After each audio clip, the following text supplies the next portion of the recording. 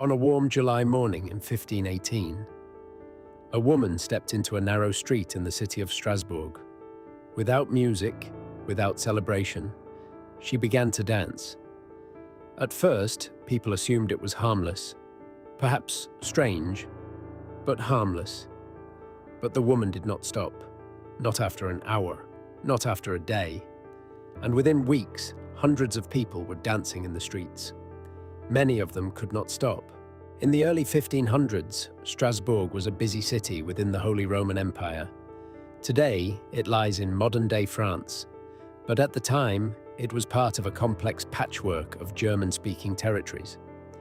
Life in Strasbourg was difficult. The region had suffered years of famine, disease, and economic strain. Many people lived with constant uncertainty and deep religious anxiety. Events that could not be explained were often attributed to divine punishment, curses, or the influence of saints. In this environment, fear could spread almost as easily as disease. And in July of 1518, something extraordinary began. The outbreak began with a woman known in historical records as Frau Troffea. On July 14th, she stepped outside her home and began dancing in the street. Witnesses said there was no music, and yet she kept dancing for hours, then days. Soon, others began to join her. Within a week, dozens of people were dancing in the streets of Strasbourg. By early August, the number had grown to hundreds. The dancers did not appear joyful. Their movements were frantic, uncontrolled. Many convulsed, screamed, and begged for help as their bodies continued to move. Some danced until their feet swelled and bled. Others collapsed from exhaustion. And according to some historical accounts, people were dying at a rate of up to 15 per day during the worst of the outbreak. The city authorities believed the strange illness had a physical cause. Doctors of the time suggested that the dancers suffered from overheated blood. Their solution was surprising. They thought the dancers needed to dance the sickness out of their bodies. So the city built wooden stages. Musicians were hired. Bands played music for the afflicted, encouraging them to keep dancing. The plan failed almost immediately. Instead of curing the outbreak, the music seemed to make it worse. More people joined in. Soon, the streets were filled with dancers collapsing from exhaustion. Finally, the city banned music and public dancing altogether. Officials concluded that the plague might be punishment from Saint Vitus, a saint associated with uncontrollable dancing.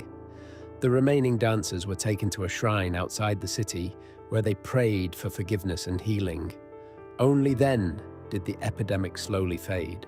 The dancing plague gradually disappeared by September. But the mystery remained. Chroniclers, physicians, and clergy all tried to explain what had happened. Several theories emerged. Some believed it was divine punishment or demonic influence. Others suspected ergot poisoning, caused by a toxic fungus that grows on rye and can trigger convulsions and hallucinations. Today, historians often favor a different explanation, a phenomenon known as mass psychogenic illness. This occurs when extreme stress or fear spreads through a community and produces real physical symptoms. Strasbourg in 1518 had endured famine, disease, and hardship. In that environment, psychological distress may have erupted in a strange and collective form, a form that looked like dancing. In the end, historians know several things for certain. Hundreds of people danced uncontrollably in Strasbourg during the summer of 1518. The event lasted for weeks, and no one truly understood why. The exact number of deaths remains uncertain. Some sources claim dozens, others suggest hundreds. While surviving records never clearly confirmed a final toll, what remains is one of history's strangest outbreaks, a plague that did not spread through coughs or wounds, but through movement.